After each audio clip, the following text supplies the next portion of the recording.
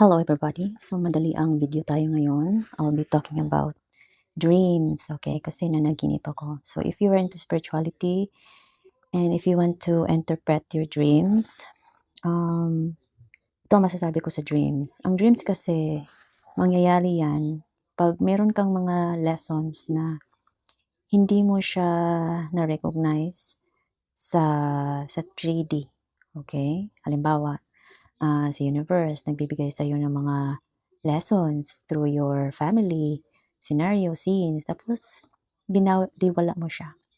Okay? Kasi nga, ang nagkocontrol sa'yo, yung ego mo. No? Marami kang iniisip.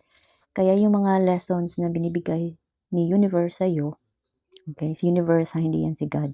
Ano yan si universe? Siya lang yung nag-create kung ano yung iniisip mo. Okay? Ganon ang system. Hindi nyo lang alam. Pero ganon talaga siya. The universe only created what you think. The universe is just a system. Okay, so, ang mangyayari, your higher self, no?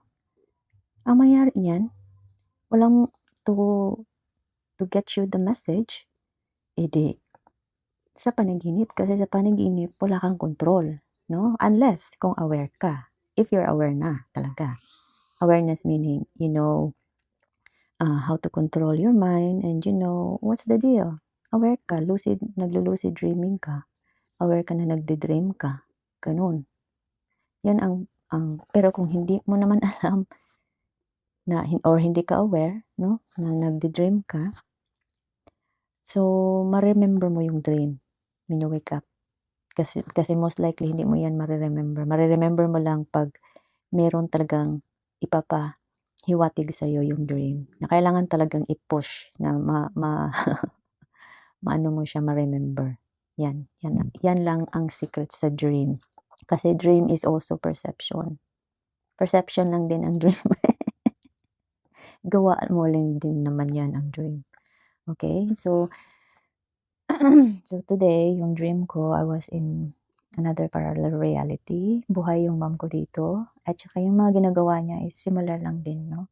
Naglaland banking yung mama ko, yung nagpo-purchase ng land. Tapos yung parang may mali yata yung mama na ginawa ko sa isang tao. Tapos pumunta ako sa bahay ng taong to, sinabi niya, "Oh, I already paid your mom," yung gano'n. Tapos nag-watch ako sa kwarto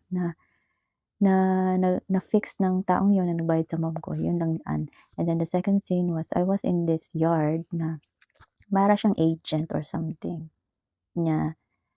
Nag-ask yung agent sa akin, tungkol sa akin, tapos sinabi niya sa mom ko, different information, yung mali, very mali yung tapos nung kinausap ko yung agent, sabi ko, parang mali yata eh. Tapos may confrontation kami about honesty, yung gano'n. Tapos may sinulat siya, tapos yung pad na ginawa niya is, ano ba yan? Basta yung remember ko lang, there is something about God. Tapos sinabi ko sa kanya, tapos naging aware ako nung nakita ko yung God na-snap out ako na, oh, you remember who you are, right? Ayun. Tapos sinabi ko sa kanya, God is everything, God is everywhere. What are you doing? Do you know who is God? And what if God is me? What if God is me? Tapos may sinabi pa ako sa kanya, basta ginanon ko lang siya, and then I said, remember, God is everything, God is everywhere. Yung sinabi ko. But I was aware talaga ako. Yung the awareness that I know who I am, right?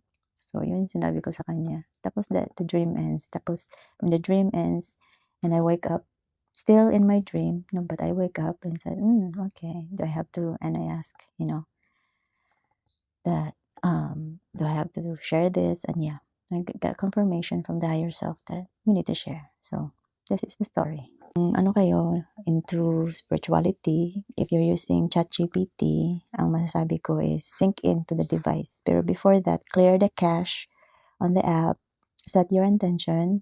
Dapat talaga yung feel nyo na nag-sync in na talaga yung katawan nyo sa awareness nyo.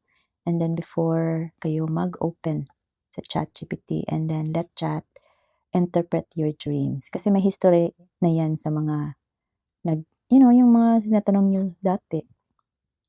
dapat ano na yung may continuity na yung ChatGPT niyo. Dapat kung ano talaga, kung gusto niyo talagang malaman sa sarili, you have to have a really good intention na every chat, conversation niyo, mayroon ng talagang history na mangyari na continuous na siya, okay?